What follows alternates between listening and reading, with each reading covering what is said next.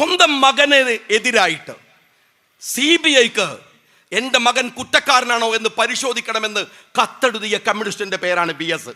CBIക്ക് വേണ്ട. നിങ്ങളുടെ നാട്ടിലെ ഈ മണ്ണൂരിലെ ലോക്കൽ പോലീസിന് കത്തെഴുതാൻ നട്ടല് നടുപ്പുറത്തില്ലാത്തവൻ്റെ പേരാണ് പിണറായി വിജയൻ. അറിയാങ്ങള് ആ VS അച്യുതാനന്ദൻ മുഖ്യമന്ത്രിയാവുന്നതിൻ്റെ തൊട്ടു മുമ്പ് അയാൾ ചെയ്തത് കേരളത്തിലെ എല്ലാ സമരമുഖങ്ങളിൽ അയാൾ പോയി, മലമടക്കുകൾ കയറി ഇറങ്ങി, ആദിവാസി കുടിലുകളിൽ പോയി. എന്നാൽ ആ VSനെ പാര വെച്ച് രംഗത്ത് വന്ന പിണറായി വിജയൻ എന്താ ചെയ്തത്? കാസർഗോഡ് മുതൽ തിരുവനന്തപുരം വരെ ഒരു യാത്ര. അന്നാണ് പൗരപ്രമുഖൻ എന്ന ഒരു ടേം കേരളത്തിൽ ഉണ്ടായത്. ആരാ ഈ പൗരപ്രമുഖന്മാർ? രാജ്യത്തിലെ ബൂർഷകൾ, കോഴിക്കോട്ടങ്ങാടിയിലെ ധനാഢ്യന്മാർ, പാലക്കാട്ടിലെ സമ്പന്നരായ മുതലാളിമാർ. പാവപ്പെട്ടവനെ കാണാൻ പോയില്ല. പിണറായി വിജയൻ ഒരു സമരമുഖത്തും പോയില്ല. തെരുവിൽ നടക്കുന്ന സമരങ്ങളെ കണ്ടില്ല. കള്ളക്കഥകളും പെണ്ണുകേസുകളും ഉണ്ടാക്കിയിട്ട് ഉമ്മൻചാണ്ടി സർക്കാരിനെ താഴെ ഇറക്കാൻ ഈ മനുഷ്യൻ ശ്രമിച്ചു. മുതലാളിമാരെ മുഴുവൻ കൂട്ടുപിടിച്ചു. എല്ലാ ജില്ലകളിലും ഇടനിലക്കാരുണ്ടായി. ആ പാർട്ടിയെ ഞാൻ വിശദീകരിക്കില്ല എവിടെ വരെ എത്തിച്ചു എന്ന് നിങ്ങൾക്കറിയുമോ? ആ പാർട്ടിയുടെ അസ്തിത്വത്തെ തകർത്ത് കളഞ്ഞു, ഇല്ലാതെയാക്കി കളഞ്ഞു. ഇന്ന് ബംഗാൾ പോലെയാണ്. ഞാൻ ബംഗാളിലെ CPMന്റെ അവസാന കാലയളവിൽ ബംഗാളിൽ പോയ ആളാണ്. അന്ന് മുസ്ലിം യൂത്ത് ലീഗിന്റെ സംസ്ഥാന പ്രസിഡന്റ് സാദിഖ് അലി തങ്ങളും അന്ന് ബനാത്ത് ബാല സാഹിബ് MP-യുമാണ്. ഞങ്ങളന്ന് അവിടെ പോയി. ഞാൻ കണ്ടിട്ടുണ്ട് മുതലാളിത്തത്തിന്റെ സർവമാന ദൂഷ്യങ്ങളും എടുത്തണിഞ്ഞ CPM എന്ന് പറയുന്ന പാർട്ടിയെ, ബൂർഷ്വ ചങ്ങാത്തങ്ങൾ ഉണ്ടാക്കിയ CPMനെ. ആ CPM ഇതാ കേരളത്തിലും അങ്ങനെയാണ്. എൻ്റെ പ്രിയപ്പെട്ട കമ്മ്യൂണിസ്റ്റ് പാർട്ടിക്കാരാ, CPM എന്നത് കമ്മ്യൂണിസ്റ്റ് പാർട്ടി ഓഫ് മാർക്സിസ്റ്റ് എന്നത് ഇപ്പം എങ്ങനെയുള്ള പോലെ അറിയങ്ങള്, ഞങ്ങൾ കോഴിക്കോട്ടുകാര് മുതലക്കുളം മൈതാനി എന്ന് പറയുന്ന പോലെയാണ്. മുതലയില്ല കുളമില്ലാത്ത മൈതാനിക്കാണ് ഞങ്ങൾ മുതലക്കുളം മൈതാനി എന്ന് പറയുന്നത്. നിങ്ങളിപ്പോൾ കമ്മ്യൂണിസവും ഇല്ല മാർക്സിസവും ഇല്ലാത്ത കള്ളൻ്റെ പാർട്ടിക്കാണ് നിങ്ങളിപ്പോൾ CPM എന്ന് പേര് വിളിച്ചിരിക്കുന്നത്. അത് തീരുകയാണ്. നമ്മൾ രാജ്യത്തെ കോർപ്പറേറ്റുകൾക്കോ രാജ്യത്തെ ഒറ്റുകൊടുക്കുന്നവർക്കോ ഈ രാജ്യത്തിനെതിരായി പ്രവർത്തിക്കുന്നവർക്കോ നിഗൂഢവും വ്യക്തതയില്ലാത്തതുമായ ലക്ഷ്യങ്ങൾ ഉണ്ടാവുക എന്നത് സ്വാഭാവികമാണ്. പക്ഷേ രാജ്യം ഭരിക്കുന്ന ഭരണകൂടം തന്നെ ഒളിയ അജണ്ടകൾ വെച്ച് പൗരന്മാരെ കൈകാര്യം ചെയ്യുന്ന നിർഭാഗ്യവാന്മാരായിട്ടുള്ള പൗരസമൂഹമാണ് വർത്തമാനകാല ഇന്ത്യയിലുള്ളത് എന്നത് ഒരു വലിയ പ്രശ്നമാണ്. എന്തെന്നാൽ SIRനെ കുറിച്ച് വരുന്ന വാർത്തകൾ നമ്മളെ ഞെട്ടിക്കുന്നതാണ്.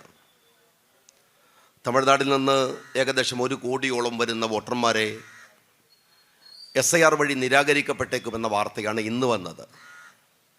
ബംഗാളിൽ കടുത്ത പ്രശ്നങ്ങളാണ്. ബീഹാറിൻ്റെ തോൽവിയുമായി ബന്ധപ്പെട്ട നിരീക്ഷണങ്ങൾ, ചർച്ചകൾ നടന്നുകൊണ്ടിരിക്കുകയാണ്.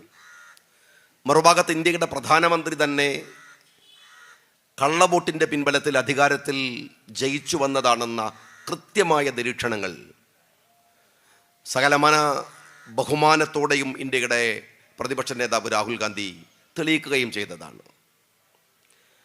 പക്ഷേ ഇത് കേരളമാണ്. കടുത്ത ജാഗ്രതക്ക് ഇവിടെ രാഷ്ട്രീയ പാർട്ടികളുണ്ട്. അത് ഇടതുപക്ഷമാകാം, UDF ആകാം, ആരായിരുന്നാലും പ്രബുദ്ധമായ ഒരു സ്റ്റേറ്റാണ് കേരളം. അതുകൊണ്ട് തന്നെ ആ ജാഗ്രതയെ കൈവിടാതെ നിങ്ങൾ ഇരിക്കേണ്ട ഒരു സമയമാണിത്. രാഹുൽ ഗാന്ധി വോട്ട് ചോരിയുടെ രാഷ്ട്രീയം ഇന്ത്യയോട് പറഞ്ഞപ്പോൾ അദ്ദേഹത്തിൻ്റെ അവസാനത്തെ പ്രസൻറ്റേഷൻ ഉണ്ട്. ഞാനത് കണ്ടു. നമ്മുടെ കുട്ടികളൊക്കെ അത് സ്റ്റാറ്റസ് വെച്ചിട്ടുണ്ട്. സ്റ്റാറ്റസ് വെച്ചാൽ ഉത്തരവാദിത്തം തീരുമെന്ന് നിങ്ങൾ വിചാരിക്കരുത്. നിങ്ങളോട് രാഹുൽ ഗാന്ധിയോട് ഇഷ്ടമുണ്ടെങ്കിൽ, രാഹുൽ ഗാന്ധി പറഞ്ഞതിൽ നേരുണ്ടെങ്കിൽ, ആ രാഷ്ട്രീയത്തെ നിങ്ങൾ പിന്തുണക്കുന്നുണ്ടെങ്കിൽ അത് നിങ്ങൾ പ്രയോഗവൽക്കരിക്കേണ്ടത് നിങ്ങളുടെ ഈ പഞ്ചായത്തിലാണ്, ഈ പഞ്ചായത്തിലെ വാർഡുകളിലാണ്.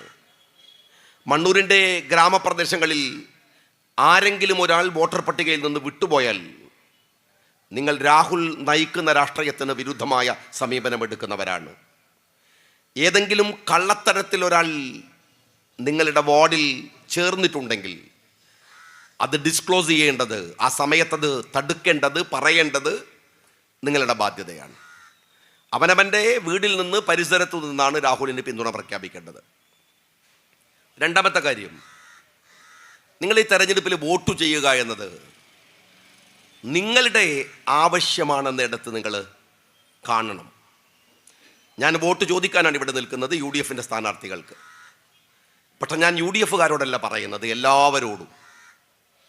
ഇത് ഏതെങ്കിലും ഒരു സ്ഥാനാർത്ഥിയെ ജയിപ്പിക്കാനുള്ള വോട്ടല്ല, ഏതെങ്കിലും ഒരു സ്ഥാനാർത്ഥിയെ തോൽപ്പിക്കാനുമുള്ള വോട്ടല്ല, നിങ്ങൾ തോൽക്കാതിരിക്കാനുള്ള വോട്ടാണ്.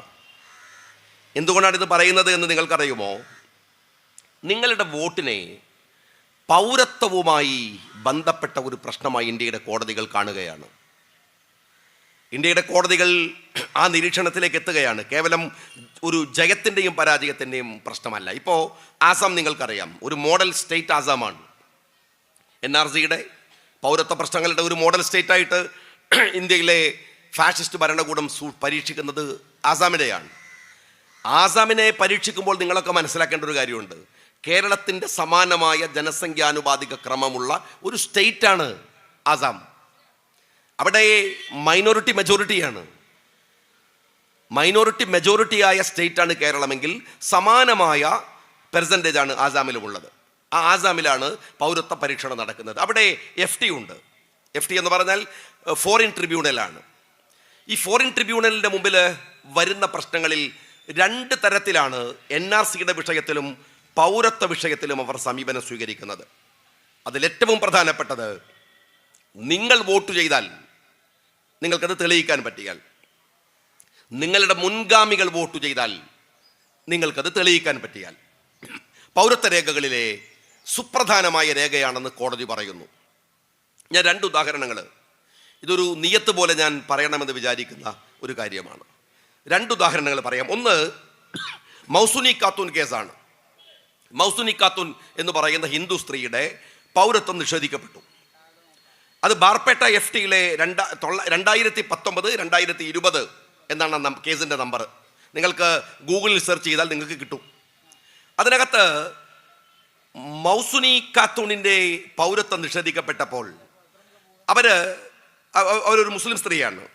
അവർ കോടതിയിൽ ഹാജരാക്കിയത് 966 വോട്ടർ പട്ടികയാണ്. അതിൽ എൻ്റെ പ്രപിതാക്കളുടെ വോട്ടുണ്ടായിരുന്നു. രണ്ടാമത് ID കാർഡ് കാണിച്ചു. മൂന്നാമത് 950 എൻ്റെ കുടുംബം, എൻ്റെ പിതാക്കന്മാർ വോട്ട് ചെയ്തിട്ടുണ്ട് എന്ന തെളിവും കൊടുത്തു. എന്നാൽ നിങ്ങൾ മനസ്സിലാക്കേണ്ടത്, ബാർപേട്ട FT ഇവർ വിദേശിയാണെന്ന് പ്രഖ്യാപിച്ചു.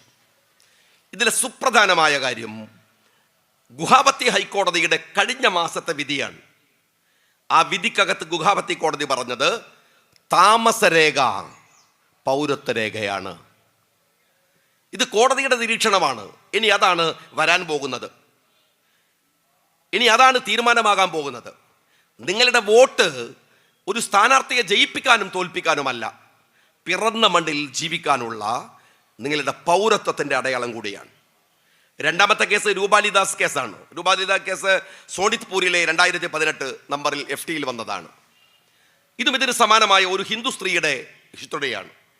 അവർ പറയുന്നുണ്ട് 965 എൻ്റെ പിതാക്കൾ വോട്ട് ചെയ്തിട്ടുണ്ട്, എൻ്റെ മാതാവ്, എൻ്റെ മുത്തച്ഛൻ വോട്ട് ചെയ്തിട്ടുണ്ട്, എൻ്റെ മുത്തശ്ശി വോട്ട് ചെയ്തിട്ടുണ്ട്, 67 വോട്ട് ചെയ്തിട്ടുണ്ട് എന്ന് വെച്ചാൽ അവസാന കോടതി അവർക്ക് പൗരത്വം കൊടുക്കുന്നുണ്ട്. ഞാൻ പറയുന്ന വിഷയം, 971 മുമ്പ് നിങ്ങളോ നിങ്ങളുടെ കുടുംബത്തിലെ ഏതെങ്കിലും ഒരു അംഗമോ വോട്ട് ചെയ്തു എന്ന് പറയുന്നത് നിങ്ങളുടെ പൗരത്വം നിർണയിക്കുന്നതിന് തെളിവാണെന്ന് കോടതി പറഞ്ഞ കേസുകൾ 1 അല്ല 100 അല്ല പലതാണ്.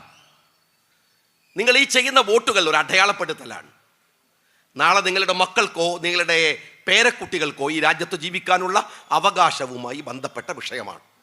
ഇത് ഗൗരവത്തോടെ കാണണമെന്നാണ് ഒരു തെരഞ്ഞെടുപ്പ് രാഷ്ട്രീയത്തിലെ മറ്റു രാഷ്ട്രീയങ്ങളിലേക്ക് പോകുന്നതിന് മുമ്പ് ഈ പൗരസമൂഹത്തോട്. നമുക്കൊരു ചുമരുണ്ടെങ്കിലല്ലേ ചിത്രം വരക്കാൻ കഴിയൂ. നമ്മൾ ഈ രാജ്യം ഉണ്ടെങ്കിലല്ലേ, ഈ രാജ്യത്ത് നമ്മൾ നിൽക്കുന്നുണ്ടെങ്കിലല്ലേ ഈ പൊതുയോഗത്തിൻ്റെ സാങ്കത്യമുള്ളൂ, ഈ പഞ്ചായത്തിൻ്റെ സാങ്കത്യമുള്ളൂ, ഈ വർത്തമാനങ്ങളുടെ സാങ്കത്യമുള്ളൂ. അതുകൊണ്ട് ഗൗരവത്തോടെ ആർക്ക് വോട്ട് ചെയ്യണം എന്നതിനേക്കാൾ പ്രധാനമായി പോളിംഗ് ബൂത്തിലെത്തി വോട്ട് രേഖപ്പെടുത്തേണ്ടത് നിങ്ങളുടെ വീട്ടിലെ കൊച്ചുമക്കൾ മുതൽ മുത്തശ്ശന്മാരും മുത്തശ്ശിമാരും വരെയുള്ളവരുടെ ബാധ്യതയാണെന്ന് ഞാൻ നിങ്ങളോട് സാന്ദർഭികമായി ഓർമ്മപ്പെടുത്തുകയാണ്. നമ്മുടെ നാട്ടിൽ ഇത് വോട്ട് ചെയ്യുന്നത് പഞ്ചായത്ത് തെരഞ്ഞെടുപ്പിലാണ്. ചെയ്യേണ്ടത്. ഈ പഞ്ചായത്ത് തെരഞ്ഞെടുപ്പുകൾ കേരളത്തിൽ, ഇന്ത്യയിൽ ഇത്രമേൽ സുപ്രധാനമായതിനൊരു കാരണമുണ്ട്. അത് നമ്മുടെ മഹാനായ രാഷ്ട്രപിതാവിൻ്റെ സ്വപ്നമാണ്. ഗാന്ധിജിക്ക് ഈ നാട്ടിലെ എല്ലാ പ്രശ്നങ്ങളോടും ഒരു വീക്ഷണ രീതി ഉണ്ടായിരുന്നു. 47 ഓഗസ്റ്റ് 14 അർദ്ധരാത്രിയിൽ പണ്ഡിറ്റ് ജവഹർലാൽ നെഹ്റു ഉണ്ടായിരുന്നത് ഗാന്ധിജിയുടെ സബർമതി ആശ്രമത്തിലാണ്. നമ്മുടെ ഒരുപാട് ജീവരക്തം കൊടുത്ത് നേടിയ ഈ നാടിൻ്റെ സ്വാതന്ത്ര്യം നാളെ വരികയാണ്. ഒരു വലിയ രാജ്യമാണ്. എങ്ങനെയാണ് നമ്മൾ നയിക്കേണ്ടത് എന്ന് നെഹ്റു ഗാന്ധിജിയോട് ചോദിക്കുന്നുണ്ട്. ഗാന്ധിജി കൃത്യമായ അഭിപ്രായങ്ങൾ പ്രകടിപ്പിക്കുന്നുണ്ട്. എല്ലാം ഒരു ഏകദേശ രൂപമുണ്ടാക്കി നെഹ്റു നേരം വെളുക്കാൻ നേരത്താണ് സബർമതി ആശ്രമത്തിൽ നിന്ന് ഡൽഹിയിലേക്ക് പോകുന്നത്. ഞാൻ രാവിലെ അവിടെ വെച്ച് കാണാമെന്ന് ഗാന്ധിജി പറയുന്നു. പക്ഷെ ഗാന്ധിജി അവിടെ ഉണ്ടായിരുന്നില്ല. ആ മനുഷ്യൻ നബക്കാലിയിലേക്ക് പോയി. അവിടെ മുസ്ലിങ്ങളും ഹിന്ദുക്കളും തമ്മിൽ കുഴപ്പം നടക്കുകയാണ്. അദ്ദേഹം അങ്ങോട്ട് പോയി. അത് ചരിത്രമാണ്. പക്ഷെ ഗാന്ധിജി നെഹ്റുവിനൊരു കത്ത് കൊടുത്തയക്കുന്നുണ്ട്. ആ കത്തിൽ പറയുന്നുണ്ട്, വിദ്യാഭ്യാസത്തെക്കുറിച്ച് പറയുന്നുണ്ട്. അതിങ്ങനെ അക്ഷരങ്ങൾ പഠിച്ചാൽ മാത്രം പോരാ, മക്കൾക്ക് മൗലികത കൂടി പഠിപ്പിച്ചു കൊടുക്കണം. നിങ്ങൾ ഈ രാജ്യം വികസിക്കാൻ വ്യവസായികൾ വന്നാൽ പോരാ, ഗ്രാമങ്ങളിൽ നന്മകൾ ഉണ്ടാകണം. ഏറ്റവും ദുർബലനായ മനുഷ്യന് അധികാരത്തിൻ്റെ പങ്ക് അനുഭവിക്കാൻ കഴിയാത്തിടത്തോളം ഈ രാജ്യത്തിൻ്റെ സ്വാതന്ത്ര്യത്തിന് അർത്ഥമുണ്ടെന്ന് നിങ്ങൾ വിചാരിക്കരുത് എന്ന് ഗാന്ധിജി പറയുന്നുണ്ട്. ഗാന്ധിജിയുടെ സ്വപ്നമായിരുന്നു ഗ്രാമസ്വരാജ്, ഗ്രാമങ്ങൾക്ക് അധികാരം ലഭിക്കുക എന്ന് പറയുന്നത്. ആ സ്വപ്നങ്ങളെ സാക്ഷാത്കരിക്കാനാണ് രാജീവ് ഗാന്ധി 84 പഞ്ചായത്തി രാജ് ബില്ല് കൊണ്ടുവരുന്നത്. രാജ്യസഭയിൽ നമ്മുടെ സഖാക്കന്മാർ, വലിയ വിപ്ലവകാരികൾ അത് തോൽപ്പിച്ചു കളഞ്ഞു. പക്ഷെ പിന്നീട് കോൺഗ്രസിൻ്റെ ഗവൺമെൻറ് തന്നെ ഈ പഞ്ചായത്ത് രാജ് ബില്ല് വരുന്നു. ഇതിന് കേരളത്തിലൊരു വെർഷനുണ്ട്. എന്താണത്? നിങ്ങൾക്ക് നിഷേധിക്കാനാവാത്ത ചരിത്രം കേരളത്തിലുണ്ട്. കേരളത്തിൻ്റെ നിയമസഭയുടെ ചരിത്രത്തിലെ ഏറ്റവും ദൈർഘ്യമേറിയ നിയമസഭാ സമ്മേളനം ആരാണ് നയിച്ചത് എന്നറിയുമോ? UDFിൻ്റെ മന്ത്രിയായ CT അഹമ്മദ് അലി എന്ന ദുർബലനായ, സാത്വികനായ, നിങ്ങൾ കണ്ടാൽ മെലിഞ്ഞ് ദുർബലത ഫീൽ ചെയ്യുന്ന, എന്നാൽ തൻ്റെ അകക്കാമ്പ് കൊണ്ട് ശക്തനായ, സാത്വിക ഭാവത്തിൽ അന്നും ഇന്നും ജീവിക്കുന്ന CT അഹമ്മദ് അലി സാഹിബാണ്. ഞാനൊക്കെ ചെറുപ്പത്തിൽ ആ പ്രസംഗം ഇങ്ങനെ സാഗൂതം, അതിൽ വരുന്ന അമെൻമെൻറ്റുകൾ, ഇവിടുത്തെ ഇടതുപക്ഷത്തിൻ്റെ ഇടപെടലുകളൊക്കെ വളരെ പോസിറ്റീവായിട്ടാണ് ഞാനതിന് കണ്ടിരുന്നത്. കേരളത്തിൽ ആ പഞ്ചായത്ത് രാജ് ബില്ല് വന്നു. പക്ഷെ പിന്നീട് അതിന് ഒരു തുടർച്ചയുണ്ടായില്ല. നായനാരുടെ ഭരണകാലത്ത് നമുക്കറിയാം, ഈ കുടുംബശ്രീയൊക്കെ 2 പഞ്ചായത്തിൽ മാത്രമാണ് വന്നത്. എന്നാലും ഒരു അറ്റംപ്റ്റ് ഉണ്ടായി. പക്ഷേ ചെർക്കുളം അബ്ദുള്ള സാഹിബ് അദ്ദേഹം ആ വകുപ്പ് ഏറ്റെടുത്തപ്പോൾ ഈ കുടുംബശ്രീ കേരളത്തിൻ്റെ ഗ്രാമങ്ങൾ മുഴുവൻ നിറഞ്ഞു. എന്തു ചെയ്യണം എന്നതിന് തീരുമാനമുണ്ടാക്കുന്നത് UDFിൻ്റെ മന്ത്രിയായ ഡോക്ടർ MK മുനീറാണ്. മുനീർ സാഹിബ് നിർവഹണ ഏജൻസിയായി തീരുമാനിച്ചത് കുടുംബശ്രീയാണ്. കുടുംബശ്രീ ഇന്നൊരു ഒരു പവർഫുള്ളായ സിസ്റ്റമായി വന്നു. പക്ഷെ ഞാൻ ചോദിക്കുന്നത്, കഴിഞ്ഞ ഒരു 5-8 കൊല്ലമായി ഈ പഞ്ചായത്തുകളുടെ അവസ്ഥ എന്താണ്? ഈ പഞ്ചായത്ത് UDF അല്ലല്ലോ ഭരിക്കുന്നത്. UDF അല്ലല്ലോ. ഞാനിവിടെ ഭരിക്കുന്ന LDFകാരോട് ചോദിക്കട്ടെ, നിങ്ങളുടെ പഞ്ചായത്തിൽ കഴിഞ്ഞ 5-8 കൊല്ലത്തിനിടയിൽ സംഭവിച്ച മാറ്റങ്ങൾ ഈ പഞ്ചായത്ത് രാജ് സിസ്റ്റത്തിനെതിരാണ്. അധികാരത്തെ വികേന്ദ്രീകരിക്കാൻ വേണ്ടി കൊണ്ടുവന്ന പഞ്ചായത്തി രാജ് ബില്ലിന്റെ ഫലമാണോ നിങ്ങൾ ഇപ്പോൾ അനുഭവിക്കുന്നത്? ഗ്രാമങ്ങൾ ശബ്ദരഹിതമായി പോയി. ഗ്രാമങ്ങൾക്കുണ്ടായിരുന്ന അവരുടെ പവർ എടുക്കപ്പെട്ടു. ഒറ്റ കാര്യം ഞാൻ ചോദിക്കാം, ഈ മണ്ണൂരിലെ ഗ്രാമപ്രദേശങ്ങളിൽ എവിടെയെങ്കിലും ബീവറേജസിന്റെ ഒരു ഔട്ട്ലെറ്റ് വന്നാൽ അത് വേണ്ടെന്ന് പറയാൻ നിങ്ങളുടെ ഈ പഞ്ചായത്തിന് അധികാരമുണ്ടോ? നിങ്ങൾ ഈ ബീവറേജസിൽ വിൽക്കുന്നത് എന്താണ്? കുടിക്കണവരുണ്ടാവാം, പക്ഷെ അതിന് കുടിക്കുന്നവരോടും അവൻ വാങ്ങുന്ന ഉൽപ്പന്നത്തിന്റെ പുറത്ത് നീ കുടിക്കുന്നത് വിഷമാണെന്ന് എഴുതി വെച്ച ഒരു ഉൽപ്പന്നം. ഈ പറയുന്ന മണ്ണൂരിലെ അമ്പലത്തിനടുത്ത്, പള്ളിയുടെ അടുത്ത്, പള്ളിക്കൂടത്തിന്റെ അടുത്ത്, ചർച്ചിന്റെ അടുത്ത് വേണ്ടെന്ന് പറയാൻ മണ്ണൂരിലെ പഞ്ചായത്തിന് അധികാരമില്ലെങ്കിൽ പിന്നെ എന്ത് കോപ്പിലെ ജനകീയ ആസൂത്രണമാണോ നടക്കുന്നത്?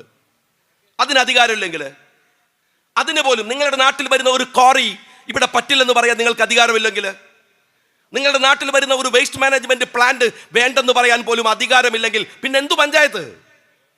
ഉണ്ടായിരുന്നല്ലോ. ആരാണ് എടുത്തു കളഞ്ഞത്? ആരാണ് ഈ കള്ള് ഷാപ്പും ചാരായ ഷാപ്പും ബീവറേജസ് ഔട്ട്ലെറ്റും വരുന്ന നിയമം എടുത്തു കളഞ്ഞത്? നിങ്ങളുടെ അധികാരം എവിടെ? ഞാൻ ചോദിക്കട്ടെ, കേരളത്തിന്റെ മുഖ്യമന്ത്രിക്ക് പിടിപ്പത് പണിയില്ലേ? വിശ്രമിക്കാൻ നേരമുണ്ടോ? കാരണം എല്ലാ മന്ത്രിമാരുടെ പണി മൂപ്പര് ചെയ്യണം, മൂപ്പര് മരുമോന് മാത്രമേ ഉള്ളൂ, ബാക്കിയുള്ള സാധുക്കൾക്ക് ഒന്നും പണിയില്ല. അതൊക്കെ നോക്കണം. സ്വന്തം മക്കൾക്ക് വരുന്ന സമൻസ് തന്നെ വായിച്ചു തീർക്കാൻ അയാൾക്ക് സമയമില്ല. ആ സമയത്ത് കേരളത്തിലെ പഞ്ചായത്തുകളുടെ അധികാരം 4 മിഷൻ വെച്ചെടുത്തു. 4 മിഷൻ. ഞാൻ ഓരോന്ന് പറയാം. ഒന്ന് ഹരിത കേരളം മിഷനാണ്. പഞ്ചായത്തിന്റെ അധികാരമായിരുന്നില്ലേ, മുഖ്യമന്ത്രിയിൽ കേന്ദ്രീകരിക്കപ്പെട്ടു. മുഖ്യമന്ത്രിയാണ് ചെയർമാൻ. രണ്ടാമത്തത് ആർദ്രമാണ്. ആർദ്ര എന്ന് പറഞ്ഞാൽ NRHM ഫണ്ട് നേരെ വരിക നിങ്ങളെ മണ്ണൂർ പഞ്ചായത്തിലാണ്. ആരോഗ്യവുമായി ബന്ധപ്പെട്ട് എവിടെ ഹെൽത്ത് സെന്റർ വേണം, എവിടെയാണ് നിങ്ങളുടെ ക്ലിനിക്ക് വേണ്ടത് എന്ന് തീരുമാനിക്കുന്ന പഞ്ചായത്തിന്റെ അധികാരം NRHM വഴി വരുന്ന പണമടക്കം എടുത്ത് ആരോഗ്യ കേന്ദ്രത്തിലേക്ക് കേന്ദ്രീകരിക്കപ്പെട്ടു. അത് തീരുമാനിക്കുന്ന നിങ്ങളുടെ ജില്ലാ പഞ്ചായത്തുമല്ല, നിങ്ങളുടെ ഗ്രാമപഞ്ചായത്തുമല്ല. മൂന്നാമത്തത് വിദ്യാ സംരക്ഷണ യജ്ഞമാണ്. വിദ്യാഭ്യാസ സംരക്ഷണ യജ്ഞം ആ മിഷനാണ്. ആ മിഷൻ എന്താ ചെയ്യുന്ന അറിയങ്ങള്? നിങ്ങളുടെ ഈ മണ്ണൂരിലെ ഏതെങ്കിലും ഒരു വാർഡിൽ ഒരു LP സ്കൂൾ, ഒരു UP സ്കൂൾ ഉണ്ടെങ്കിൽ ആ സ്കൂളിൽ ഒരു അപ്പോയിന്റ്മെന്റ് നടക്കുന്ന സമയത്ത് അവിടെ ഇന്റർവ്യൂ ബോർഡിൽ അംഗമാകുന്നത് നിങ്ങളുടെ പഞ്ചായത്തിലെ മെമ്പറായിരുന്നു. ഇപ്പാണോ? ഇല്ല, അത് കേന്ദ്രീകരിക്കപ്പെട്ടു. ലൈഫ് മിഷൻ പദ്ധതി, ഏറ്റവും വലിയ പിണറായി വിജയന്റെ വെട്ടിപ്പ് നടന്ന ലൈഫ് മിഷൻ പദ്ധതി എന്ന് പറയുന്നത്, ആ പദ്ധതി ഗ്രാമസഭകളുടെ നട്ടെല്ല് തകർത്തു. ഞാനിത് വെറുതെ പറയണല്ല. ഞാൻ പഞ്ചായത്ത് ബോർഡ് മെമ്പറും പഞ്ചായത്ത് പ്രസിഡന്റൊക്കെ ആയിരുന്ന ആളാണ്. എനിക്കറിയാം ഒരു പഞ്ചായത്തിനുണ്ടായിരുന്ന അധികാരത്തെ എങ്ങനെയാണ് നിങ്ങൾ എടുത്തു കളഞ്ഞത് എന്ന്. ഇനി അത് പോട്ടെ, അതൊക്കെ വിട്. ഇവിടെ ഈ മണ്ണൂരില് തെരഞ്ഞെടുപ്പ് നടക്കുകയല്ലേ, സ്ഥാനാർത്ഥികളൊക്കെ ഇവിടെ ഉണ്ടല്ലോ, വോട്ട് ചോദിക്കുന്നു. സ്ഥാനാർത്ഥികളൊക്കെ ജനങ്ങൾ വോട്ട് ചെയ്തിട്ട് ജയിപ്പിക്കുന്നു. അവർ പഞ്ചായത്ത് ബോർഡ് ഉണ്ടാക്കുന്നു, പഞ്ചായത്തിൽ അവർ പ്രസിഡന്റിനെ തെരഞ്ഞെടുക്കുന്നു, സ്റ്റാൻഡിംഗ് കമ്മിറ്റിയെ തെരഞ്ഞെടുക്കുന്നു. എന്നിട്ട് ഈ പഞ്ചായത്തിന്റെ മുഴുവൻ കാര്യങ്ങളും ചെയ്യുന്നതിന് ഒരു ആസൂത്രണ സമിതിയുണ്ട്. ഈ ആസൂത്രണ സമിതിയുടെ വൈസ് ചെയർമാൻ ആരാന്നറിയോ നിങ്ങള്? മണ്ണൂരിൽ നിങ്ങൾ തെരഞ്ഞെടുക്കാത്ത ഒരു രാഷ്ട്രീയ പാർട്ടിയുടെ പ്രതിനിധി. CPM സ്വാധീനമുള്ളിടത്ത് CPM ആകും, ലീഗിന് സ്വാധീനമുള്ളിടത്ത് ലീഗ്, കോൺഗ്രസിന് സ്വാധീനമുള്ളിടത്ത് കോൺഗ്രസ്. ഏത് ലീഗായാലും ഏത് കോൺഗ്രസ് ആയാലും ജനങ്ങൾ തെരഞ്ഞെടുക്കപ്പെട്ട ഒരു ബോഡിയുടെ മുകളിൽ പുറത്തുനിന്ന് നിയന്ത്രണം ഉണ്ടാക്കുന്നത് നേരാണോ? ശരിയാണോ? അല്ലല്ലോ. എന്തിനാത് പഞ്ചായത്തിന്റെ അധികാരങ്ങൾ എടുത്തു കളയാ നിങ്ങള്? ഇനി ഞാൻ ചോദിക്കട്ടെ, നിങ്ങൾക്ക് ഇവിടുത്തെ പ്ലാൻ ഫണ്ട് വന്നു. ഈ പ്ലാൻ ഫണ്ടിന്റെ മുകളിൽ നിങ്ങൾക്ക് ഇഷ്ടം പോലെ ചെലവഴിക്കാൻ പറ്റുമോ? ഞാനൊക്കെ ഒരുപാട് ഞങ്ങളുടെ പഞ്ചായത്തിൽ വരുന്ന ഫണ്ടുകൾ വിനിയോഗിക്കുന്നത് കണ്ടിട്ടുണ്ട്. നമ്മുടെ ഇഷ്ടം, നമ്മളുടെ രീതി, അതിനകത്ത് ചെലവഴിക്കുക. ഇപ്പോഴോ ടാഗുണ്ട്, നിങ്ങൾക്ക് അങ്ങനെ ചെലവഴിക്കാൻ പറ്റൂല. ഉള്ള പ്ലാൻ ഫണ്ട് തന്നെ വെട്ടിക്കുറച്ചു. ബാക്കിയുള്ളത് ഹെഡ് ഓഫ് അക്കൗണ്ട് ഉണ്ട്, ഇന്ന കാര്യത്തിലെ ചെലവഴിക്കാൻ പാടുള്ളൂ എന്ന ടാഗ് ലൈൻ ഉണ്ട്. ഞാൻ ചോദിക്കുന്നത്, ഇങ്ങനെ പഞ്ചായത്ത്, ഇനി ഒരു കാര്യം ഞാൻ ചോദിക്കട്ടെ, ഇപ്പൊ ഈ അടുത്ത കാലത്ത് ഇടതുപക്ഷം കൊട്ടിഘോഷിച്ച ഒരു കള്ളപ്രചാരണമുണ്ടല്ലോ, അതിദരിദ്രർ കേരളത്തിലില്ല എന്ന് വെച്ചാൽ അതിദരിദ്രരെയൊക്കെ നമ്മൾ ദരിദ്രരായിട്ട് പ്രൊമോഷൻ കൊടുത്തു, അത്രേ ഉള്ളൂ. അവരെ കൂടെ ഉണ്ട്. ഞാൻ ചോദിക്കുന്നത്, മണ്ണൂർ ഗ്രാമപഞ്ചായത്തിൽ എത്ര ദരിദ്രരുണ്ട്, എത്ര അതിദരിദ്രരുണ്ട് എന്ന തീരുമാനമെടുക്കാൻ പോലും ഈ പഞ്ചായത്ത് ബോർഡിനോട് ഒരു ചോദ്യം ചോദിച്ചോ? പിന്നെ എന്തിനാണ് ഈ എക്സർസൈസ് ഒന്ന് പറഞ്ഞേ. UDF കൃത്യമായി പറയുന്നുണ്ട്, ഗാന്ധിജിയുടെ സ്വപ്നം ഞങ്ങളുടെ സ്വപ്നമാണ്. ഞങ്ങൾ ഈ രാജ്യത്തിന്റെ രാഷ്ട്രപിതാവിനെ, അവരുടെ രാഷ്ട്രീയ സമീപനങ്ങളെ നെഞ്ചോട് ചേർത്തവരാണ്. സ്വാതന്ത്ര്യ സമരത്തിലായാലും പിന്നീടായാലും അത് രണ്ടിനോടും ബാധ്യതയില്ലാത്തത് ഇവിടുത്തെ കമ്മ്യൂണിസ്റ്റുകൾക്കും ഇവിടുത്തെ RSSനുമാണ്. അവർക്ക് ഉത്തരവാദിത്വമില്ല. പക്ഷെ ഞങ്ങൾക്കുണ്ട്. ഞങ്ങൾ പറയുന്ന ആ സ്വപ്നങ്ങളെ തിരിച്ചു കൊണ്ടുവരാൻ പഞ്ചായത്തുകളുടെ അധികാരത്തിലേക്ക് ജനങ്ങളെ കൊണ്ടുവരാൻ ശ്രമിക്കും. സെൻട്രൽ ഗവൺമെന്റും കേരളത്തിലെ ഗവൺമെന്റും ഒരേ തരത്തിലാണ്, ഒരേപോലെ, വ്യത്യാസമില്ല. കേന്ദ്രീകരിക്കുകയാണ് അധികാരങ്ങളെ മുഴുവൻ നിങ്ങൾ കേന്ദ്രീകരിച്ച് ഒരിടത്ത് കൊണ്ടുപോയി വെച്ച്. ഇപ്പൊ ഒരു ഉദാഹരണം ഞാൻ നിങ്ങളോട് ചോദിക്കട്ടെ. സെൻട്രൽ ഗവൺമെന്റ് ചെയ്തു വെച്ചിരിക്കുന്ന രാഷ്ട്രീയ നിലപാടുകൾ അവിടെ നോക്കിയാൽ നിങ്ങൾക്ക് കാണാവുന്നത് 2 മന്ത്രിമാരാണ്. ഒന്ന് പ്രധാനമന്ത്രി, ഒന്ന് അമിത്ഷാ എന്ന മന്ത്രി. തീർന്നു. വേറെ ആർക്കറിയാം എത്ര മന്ത്രിമാരുണ്ട്, ആരുണ്ട്, എവിടെ ഉണ്ട്? ആർക്കും അറിയില്ല. നമ്മുടെ നാട്ടിൽ അവിടെ അമിത്ഷാ എങ്കിലും ഉണ്ട്, ഇവിടെ പിണറായി വിജയനുണ്ട്, മൂപ്പരുടെ മരുമോനും ഉണ്ട്. വേറെ ആര് മന്ത്രി? ആർക്കറിയാം? എന്താണോ സെൻട്രൽ ഗവൺമെന്റ് അധികാരത്തെ രാജാക്കന്മാരിലേക്ക് കേന്ദ്രീകരിക്കുന്നത്, അതേ സ്വഭാവങ്ങൾ, അത് കേവലം ഒരു അധികാര കേന്ദ്രീകരണ വിഷയത്തിൽ മാത്രമല്ല, സെൻട്രൽ ഗവൺമെന്റിനെ ഇതുപോലെ ഞാൻ ചോദിക്കുന്നത് CPM-കാരോട്, നിങ്ങളിങ്ങനെ ഇന്ന് നിങ്ങൾ ശ്രദ്ധിച്ചോ എന്നറിയില്ല, ഇന്ന് ED-യുടെ നോട്ടീസ് വന്നിരിക്കുന്നു പിണറായി വിജയന്. ഭയങ്കര സംഭവമാണ്. സഖാക്കൾ പറയാണ്, കണ്ടില്ലേ, ഇതൊരു സ്ഥിരം എക്സർസൈസ് ആണ്. തെരഞ്ഞെടുപ്പ് വരുമ്പോ അതിന്റെ ഒരാഴ്ച മുമ്പ് ED-യുടെ നോട്ടീസ് പിണറായി വിജയൻ അയക്കും. അപ്പൊ നമ്മൾ പറയും RSSും BJP-യും CPM-ഉം തമ്മിൽ ഭയങ്കര കുഴപ്പമാണ് കേട്ടോ, കണ്ടില്ലേ സെൻട്രൽ ഗവൺമെന്റ് പിണറായിനെ വേട്ടയാടുകയാണ്.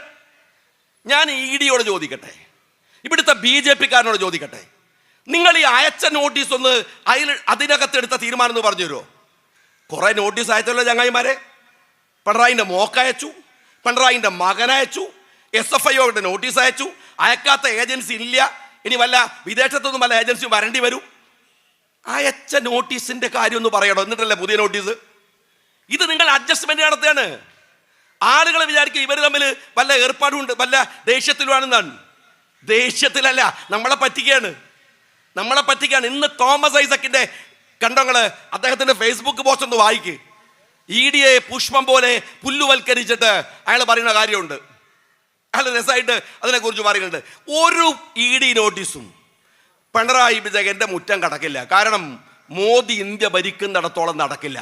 മോദിയുടെ ലക്ഷ്യം ഇവിടെ RSSന്റെ സ്ഥാപനവൽക്കരണമാണെങ്കിൽ കേരളത്തിൽ ഒരു കാര്യം ഞാൻ പറയട്ടെ, ഇവിടുത്തെ UDF, ഇവിടുത്തെ LDF കള്ളത്തരം കളിക്കാതെ RSSന് ഒരു പഞ്ചായത്ത് ഭരിക്കാൻ പോലും കേരളത്തിൽ കഴിയില്ല എന്ന് എല്ലാവർക്കും ഉറപ്പാണ്.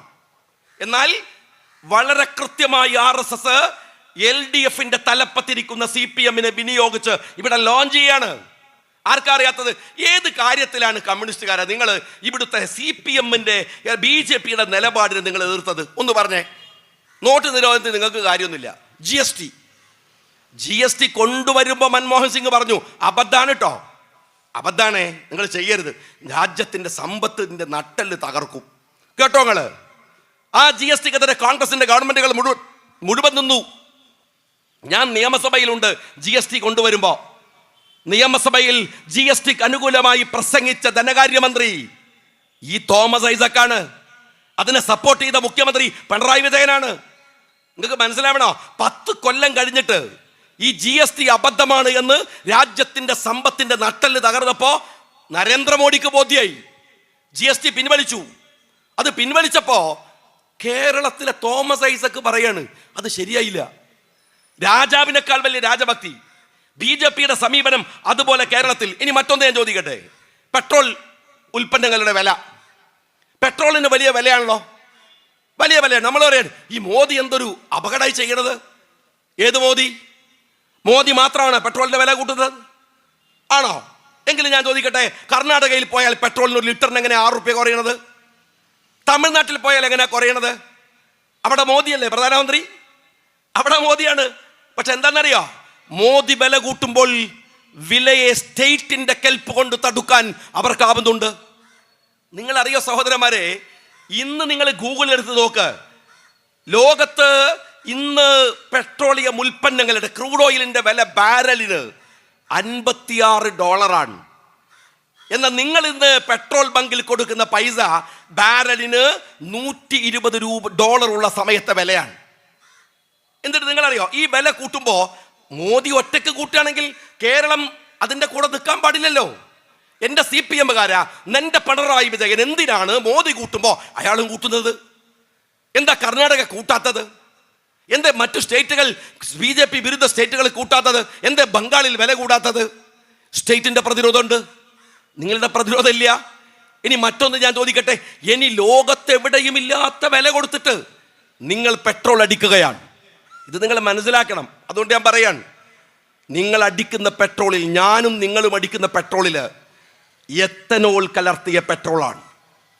എത്തനോൾ കലർത്തിയ പെട്രോള് മറ്റ് സ്ഥലങ്ങളിൽ 11% കലർത്തുന്നത് 25% വരെ. ഇവിടെ നിങ്ങൾ മോട്ടോർ ബൈക്കുകൾ കുറേ ഉണ്ടല്ലോ, അവിടെ ഒന്ന് പോയിട്ട് ഷോറൂം ചോദിക്ക്, എത്തനോൾ കലർത്തിയ പെട്രോൾ അടിച്ചാൽ വണ്ടിയുടെ എഞ്ചിന് ഗുണം ഉണ്ടാവോ ദോഷം ഉണ്ടാവോ? എഞ്ചിൻ ഗ്യാരണ്ടി തരില്ല ഷോറൂം തരില്ല. ബജാജിന്റെ പുതിയ സ്കൂട്ടർ ഇറങ്ങുന്നുണ്ട്, എത്തനോൾ ഉള്ള പെട്രോൾ കുഴപ്പമില്ല എന്ന് വെച്ചാൽ ഇതുവരെ ഇറങ്ങിയില്ല എന്നർത്ഥം. എത്തനോൾ പെട്രോൾ, ആ പെട്രോൾ പോലും കള്ളത്തരം. ആരാണെന്നറിയോ? പിണറായി വിജയന്റെയും നരേന്ദ്രമോദിയുടെയും ആത്മസുഹൃത്ത് നിതിൻ ഗഡ്കരിയുടെ മകൻ. നിതിൻ ഗഡ്കരിയുടെ മകനാണ് ഈ പെട്രോളിയം ഉൽപ്പന്നങ്ങളിൽ എത്തനോൾ കലർത്തി 10,000 കോടിയുടെ പണം ഉണ്ടാക്കുന്നത്. എന്തെല്ലാം ഞാൻ വിശദീകരിച്ച് പറയണില്ല. വോട്ട് ചോരി നമ്മൾ പറയണേ, രാഹുൽ ഗാന്ധി അതിശയകരമായ തെളിവുകൾ കൊണ്ടുവന്നു വോട്ട് ചോരിയെ കുറിച്ച്. പട്ടികയിലില്ലാത്തവർ വോട്ട് ചെയ്യുന്നു, മരിച്ചവർ വന്നിട്ട് വോട്ട് ചെയ്യുന്നു. ഈ കഥകളൊക്കെ ഇങ്ങനെ പറയുമ്പോൾ സാദിഖ് അലി തങ്ങൾ അന്ന് ആ പരിപാടിയിൽ ഡൽഹിയിലുണ്ട്, എല്ലാവരും ഉണ്ട് ഇന്ത്യ മുന്നണിയുടെ. സാദിഖ് അലി തങ്ങളെ ഞാൻ നോക്കിയപ്പോൾ അതിശയത്തോടെ മൂപ്പരിങ്ങനെ ഇരുന്നിട്ട് രാഹുൽ ഗാന്ധി പറയുന്നത് അദ്ദേഹത്തിൻ്റെ വായിലേക്ക് നോക്കി ഇങ്ങനെ നിൽക്കുകയാണ്. ഞാൻ അപ്പം നോക്കുമ്പോൾ MA ബേബിയോട് അടുത്തുണ്ട്.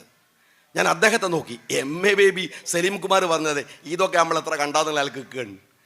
കാര്യം എന്താ, ഞങ്ങൾ ഈ BJP എന്ന് പറയുന്ന RSS എന്ന് പറയുന്നവർ ഈ വോട്ട് ചോരി ആരംഭിക്കുന്നതിൻ്റെ വർഷങ്ങൾക്ക് മുമ്പ് കേരളത്തിൽ തുടങ്ങി വെച്ച പ്രസ്ഥാനത്തിൻ്റെ പേര് CPM എന്നാണ്. ഇവർ ഈ കള്ളക്കളി ഒരുപാട് കാലമായിട്ട് ഇവിടെ ചെയ്യൺ. കള്ള വോട്ട് ചെയ്യൽ, മരിച്ചുപോയാൽ വന്ന് വോട്ട് ചെയ്യൽ, രാജ്യത്തില്ലാത്തവർ വോട്ട് ചെയ്യൽ.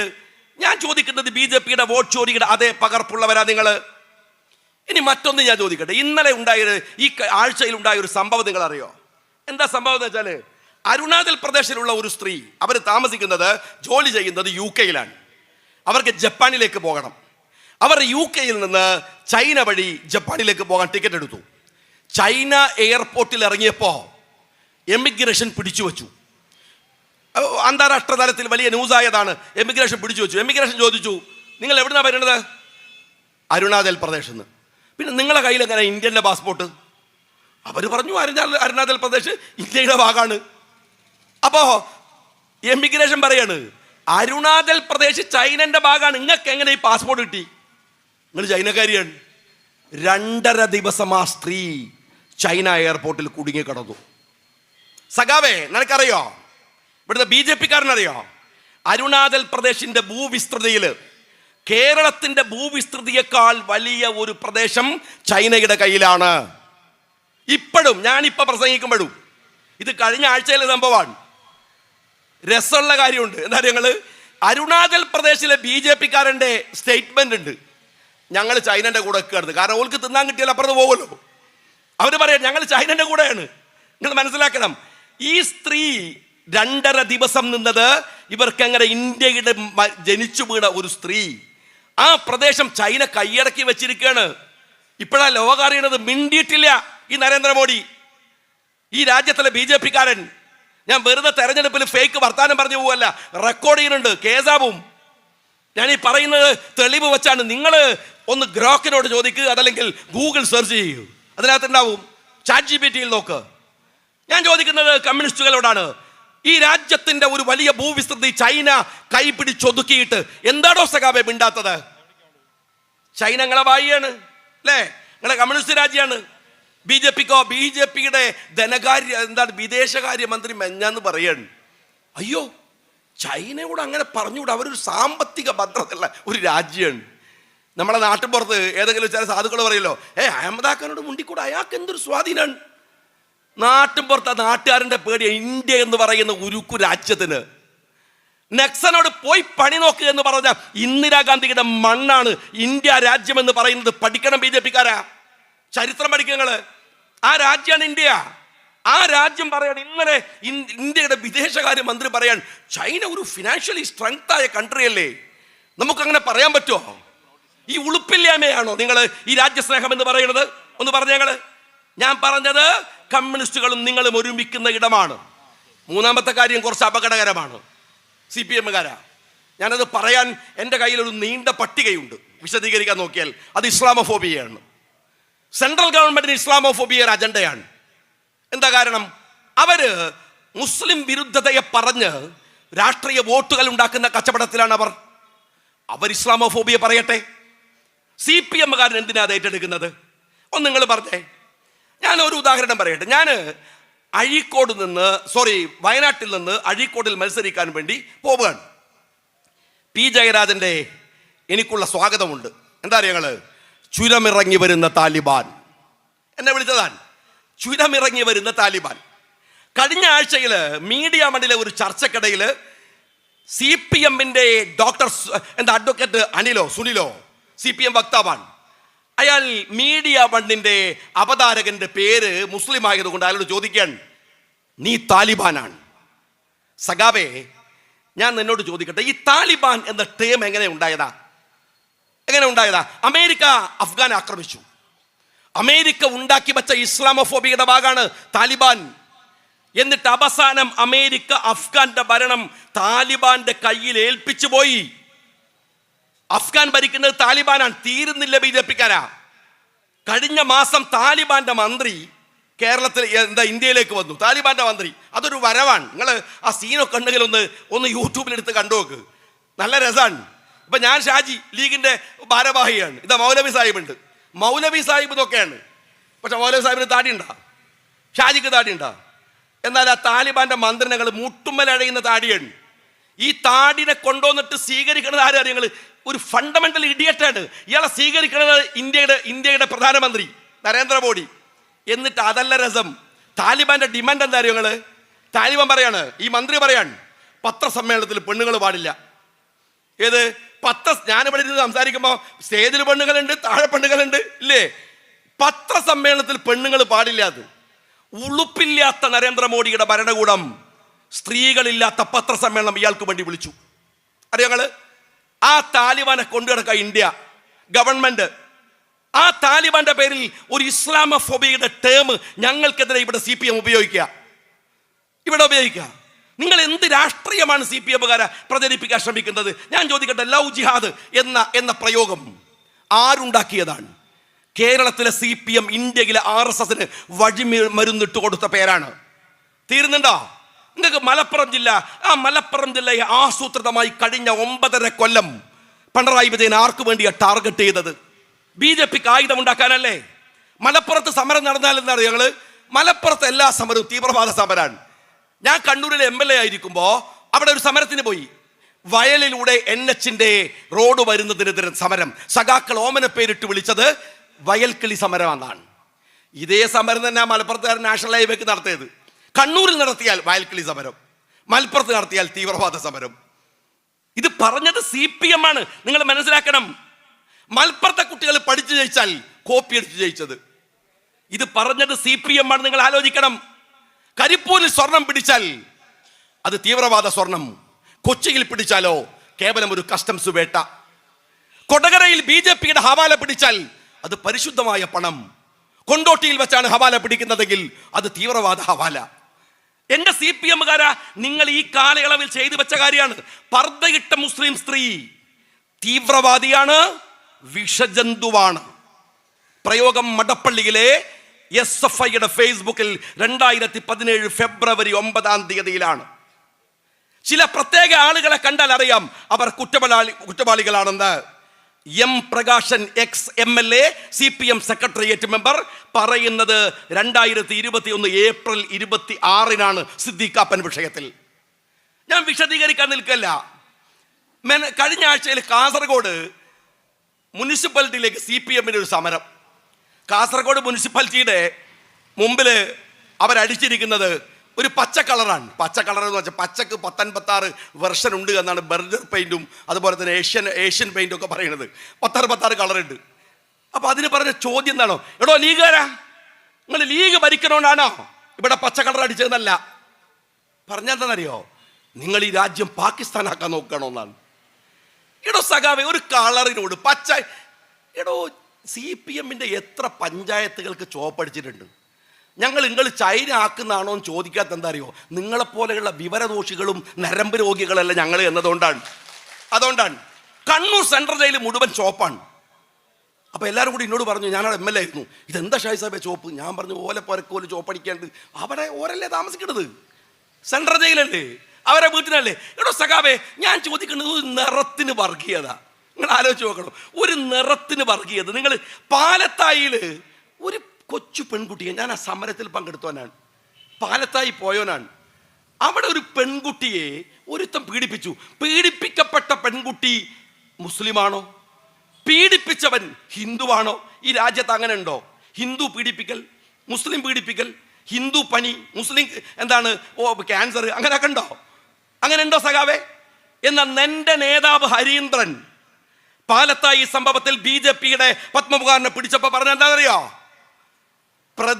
പ്രതിയല്ല, ഇര മുസ്ലിം ആയതുകൊണ്ടാണ്, പ്രതി ഹിന്ദു ആയതുകൊണ്ടാണ് ആക്ഷൻ കമ്മിറ്റി ഉണ്ടാക്കിയത്. രണ്ടാമത്തെ ചോദ്യം എന്താ? മദ്രസ അധ്യാപകര് പോക്സോ കേസിൽ പ്രതിയായിട്ടില്ലേ? എൻ്റെ ചങ്ങായി, മദ്രസ അധ്യാപകർ പോക്സോ കേസിൽ പ്രതിയായത് ആ കുട്ടികളുടെ ഉപ്പയും ഉമ്മയും പരാതി കൊടുത്തിട്ടല്ലേ? അപ്പൊ അവർ മുസ്ലിം അല്ലേ? ഞാൻ ചോദിക്കേണ്ടത്, എന്ത് വിഷമാണോ CPM-കാരാ നിന്റെ ഹൃദയത്തിനകത്തുള്ളത്? ഒന്ന് പറഞ്ഞേ നിങ്ങൾ. CPM-നകത്തുള്ള സൈബർ പോരാളികളായിട്ടുള്ള മാപ്പിളാരുണ്ട്, ആത്മഹത്യ ചെയ്യാണ്. ന്യായീകരിച്ച് എത്ര വെച്ചിട്ടാ ന്യായീകരിക്കുക? ബാക്കിയുള്ളവനെ മിണ്ടിയാൽ PDP, അല്ലാത്തവൻ SDPI. നിങ്ങൾ ഞങ്ങൾക്കെതിരെ എന്ന് പറഞ്ഞാ ഞങ്ങൾ ലീഗിനകത്ത് നിൽക്കാൻ നിങ്ങൾ കുറെ ജമാഅത്ത് പട്ടവും SDPI പട്ടവും തരാൻ നോക്കല്ലേ? പക്ഷെ ഒരു കാര്യം CPM മനസ്സിലായിക്കോ, ഞങ്ങൾ ഈ രാജ്യത്ത് മതസൗഹാർദ്ദത്തോടെ ഒരുമിച്ച് ഈ രാജ്യത്ത് ജീവിക്കുന്നവരാണ്. എൻ്റെ ഒന്നും കൂറിന്റെ സർട്ടിഫിക്കറ്റ് വാങ്ങേണ്ട ഗതികേട് UDF-ലും ലീഗിലുള്ള ഒരുത്തനും ഇല്ല. അത് നിങ്ങൾ മനസ്സിലായിക്കോ. അത് പേടിയിലുള്ള പോയി പേടിപ്പിച്ചാൽ മതി. മനസ്സിലായില്ലേ? വർഗീയത പറയാ, പച്ചക്ക് വർഗീയത പറയാ. ഇങ്ങനെയാണോ വോട്ടുണ്ടാക്കേണ്ടത്? RSS ഇതല്ലേ ചെയ്യുന്നത്? BJP ഇതല്ലേ ചെയ്യുന്നത്? നിങ്ങളും അതാണോ ചെയ്യേണ്ടത്? ഇതൊരു പാർട്ടിയല്ലേ CPM? മോശമാണോ നിങ്ങൾ? EMS നമുക്കറിയില്ല. EMS അദ്ദേഹത്തിന്റെ അഭിപ്രായ വിയോജിപ്പുകൾ എനിക്ക് ഒരുപാടുണ്ട്. EMS കേരളം ഉണ്ടാക്കി എന്നൊക്കെ പറയുന്ന ബടായിയൊക്കെ ഉണ്ട്. ഒരു ചുക്കുമല്ല. കേരളത്തിലെ മറ്റ് മുഖ്യമന്ത്രിമാരെ വെച്ച് നോക്കിയാൽ അദ്ദേഹം അങ്ങനെ വലിയ സംഭാവന നടത്തിയാണ് ഒരു കൊള്ളാവുന്ന ഒരാൾ. അല്ലാതെ അയാൾ കേരളം ഉണ്ടാക്കുന്ന വിഷയം ഗോഡ്സ് ഓൺ കൺട്രി എന്ന് പറയും നമ്മൾ. നിങ്ങൾ ടൂറിസത്തിന്റെ പരസ്യത്തിൽ നമ്മൾ പറയുന്നത് എന്താണ്? ഗോഡ്സ് ഓൺ കൺട്രി, ദൈവത്തിന്റെ സ്വന്തം നാട്. തമിഴ്നാട് പിന്നെ വേറെ ആരും ഉണ്ടാക്കിയാണല്ലോ. അതൊക്കെ ഒരു വർത്താനാണ്. അതുപോലെ EMS ഒരു വർത്താനാണ്. അതിനപ്പുറത്ത് പടായൊന്നും വേണ്ട. എന്നാലും ആ മനുഷ്യൻ CPM-നെ താത്വികമായി വിശദീകരിച്ച ഒരു കമ്മ്യൂണിസ്റ്റാണ്. ജീവിതത്തിൽ കുറേയൊക്കെ ശുദ്ധിയുള്ള ഒരു കമ്മ്യൂണിസ്റ്റാണ്. EM ശങ്കരൻ നമ്പൂതിരിപ്പാട് മുഖ്യമന്ത്രിയായിരുന്നു. നായനാരാണെങ്കിൽ വേറൊരു ലൈനാണ്. നിഷ്കളങ്കമായിട്ട് കമ്മ്യൂണിസ്റ്റ് പാർട്ടിക്ക് ഇത്ര ലളിതഭാവമുണ്ടോ എന്ന് വിചാരിച്ചു പോകാൻ മാത്രം ലാളിത്യമുള്ള ഒരു മനുഷ്യൻ. അത് അദ്ദേഹത്തിൻ്റെ ചിരിയിൽ മാത്രമല്ല, അദ്ദേഹത്തിൻ്റെ ജീവിതത്തിലും ഇത്രയേറെ മനുഷ്യരോട് ഇടപഴകിയ ഒരു കമ്മ്യൂണിസ്റ്റുകാരൻ അദ്ദേഹത്തെ പോലെ ഉണ്ടാവില്ല. മൂന്നാമത്തെ ആള് VS ആണ്. പേര് കേൾക്കുന്ന പോലെ ഒരു പോരാളി പാലക്കാട്ടുകാർക്കും. പേര് കേൾക്കുന്ന പോലെ ഒരു പോരാളി. കർഷക രംഗത്ത്, സമരരംഗത്ത് അദ്ദേഹം ഉണ്ടായിരുന്നു. ജീവിതത്തിൽ വ്യക്തിശുദ്ധി ഉണ്ടായിരുന്നു. അയാൾക്ക് വലിയ ഇസ്ലാമോഫോബിക്കാണ്. പക്ഷേ ഒരിക്കലും അയാൾ ഒരു അഴിമതിക്കാരനെന്ന് ഞാൻ പറഞ്ഞിട്ടില്ല. CPM-നെ ആക്ഷേപിക്കുന്ന പ്രസംഗിക്കുന്ന ആളെന്നൊക്കെ പറയാറുണ്ട്. ഞാൻ പറഞ്ഞിട്ടില്ല. സ്വന്തം മകന് എതിരായിട്ട് CBI-ക്ക് എൻ്റെ മകൻ കുറ്റക്കാരനാണോ എന്ന് പരിശോധിക്കണമെന്ന് കത്തെഴുതിയ കമ്മ്യൂണിസ്റ്റിന്റെ പേരാണ് BS. CBI-ക്ക് വേണ്ട. നിങ്ങളുടെ നാട്ടിലെ ഈ മണ്ണൂരിലെ ലോക്കൽ പോലീസിന് കത്തെഴുതാൻ നടുപ്പുറത്തില്ലാത്തവന്റെ പേരാണ് പിണറായി വിജയൻ. അറിയാങ്ങള് ആ VS അച്യുതാനന്ദൻ മുഖ്യമന്ത്രിയാവുന്നതിന്റെ തൊട്ടു മുമ്പ് അയാൾ ചെയ്തത് കേരളത്തിലെ എല്ലാ സമരമുഖങ്ങളിൽ അയാൾ പോയി, മലമടക്കുകൾ കയറി ഇറങ്ങി, ആദിവാസി കുടിലുകളിൽ പോയി. എന്നാൽ ആ VS-നെ പാര വെച്ച് രംഗത്ത് വന്ന പിണറായി വിജയൻ എന്താ ചെയ്തത്? കാസർഗോഡ് മുതൽ തിരുവനന്തപുരം വരെ ഒരു യാത്ര. അന്നാണ് പൗരപ്രമുഖൻ എന്ന ഒരു ടേം കേരളത്തിൽ ഉണ്ടായത്. ആരെ പൗരപ്രമുഖന്മാർ? രാജ്യത്തിലെ ബൂർഷകൾ, കോഴിക്കോട്ടങ്ങാടിയിലെ ധനാഢ്യന്മാർ, പാലക്കാട്ടിലെ സമ്പന്നരായ മുതലാളിമാർ. പാവപ്പെട്ടവനെ കാണാൻ പോയില്ല. പിണറായി വിജയൻ ഒരു സമരമുഖത്തും പോയില്ല. തെരുവിൽ നടക്കുന്ന സമരങ്ങളെ കണ്ടില്ല. കള്ളക്കഥകളും പെണ്ണുകേസുകളും ഉണ്ടാക്കിയിട്ട് ഉമ്മൻചാണ്ടി സർക്കാരിനെ താഴെ ഇറക്കാൻ ഈ മനുഷ്യൻ ശ്രമിച്ചു. മുതലാളിമാരെ മുഴുവൻ കൂട്ടുപിടിച്ചു. എല്ലാ ജില്ലകളിലും ഇടനിലക്കാരുണ്ടായി. ആ പാർട്ടിയെ ഞാൻ വിശദീകരിക്കില്ല എവിടെ വരെ എത്തിച്ചു എന്ന് നിങ്ങൾക്കറിയുമോ? ആ പാർട്ടിയുടെ അസ്തിത്വത്തെ തകർത്ത് കളഞ്ഞു, ഇല്ലാതെയാക്കി കളഞ്ഞു. ഇന്ന് ബംഗാൾ പോലെയാണ്. ഞാൻ ബംഗാളിലെ CPM-ന്റെ അവസാന കാലയളവിൽ ബംഗാളിൽ പോയ ആളാണ്. അന്ന് മുസ്ലിം യൂത്ത് ലീഗിന്റെ സംസ്ഥാന പ്രസിഡന്റ് സാദിഖ് അലി തങ്ങളും അന്ന് ബനാത്ത് ബാല സാഹിബ് MP-യുമാണ്. ഞങ്ങളന്ന് അവിടെ പോയി. ഞാൻ കണ്ടിട്ടുണ്ട് മുതലാളിത്തത്തിന്റെ സർവമാന ദൂഷ്യങ്ങളും എടുത്തണിഞ്ഞ CPM എന്ന് പറയുന്ന പാർട്ടിയെ, ബൂർഷ്വ ചങ്ങാത്തങ്ങൾ ഉണ്ടാക്കിയ CPM-നെ. ആ CPM ഇതാ കേരളത്തിലും അങ്ങനെയാണ്. എൻ്റെ പ്രിയപ്പെട്ട കമ്മ്യൂണിസ്റ്റ് പാർട്ടിക്കാരാ, CPM എന്നത് കമ്മ്യൂണിസ്റ്റ് പാർട്ടി ഓഫ് മാർക്സിസ്റ്റ് എന്നത് ഇപ്പം എങ്ങനെയുള്ള പോലെ അറിയങ്ങള്, ഞങ്ങൾ കോഴിക്കോട്ടുകാര് മുതലക്കുളം മൈതാനി എന്ന് പറയുന്ന പോലെയാണ്. മുതലില്ല കുളമില്ലാത്ത മൈതാനിക്കാണ് ഞങ്ങൾ മുതലക്കുളം മൈതാനി എന്ന് പറയുന്നത്. നിങ്ങളിപ്പോൾ കമ്മ്യൂണിസവും ഇല്ല മാർക്സിസവും ഇല്ലാത്ത കള്ളന്റെ പാർട്ടിക്കാണ് നിങ്ങളിപ്പോൾ CPM എന്ന് പേര് വിളിച്ചിരിക്കുന്നത്. അത് തീരുകയാണ്, മനസ്സിലാക്കിക്കോ, തീരുകയാണ്. നിങ്ങൾ ഈ PMC കൊണ്ടുവരാൻ ശ്രമിച്ചത് ഒരു ഒറ്റ കാര്യം ആലോചിക്കുക.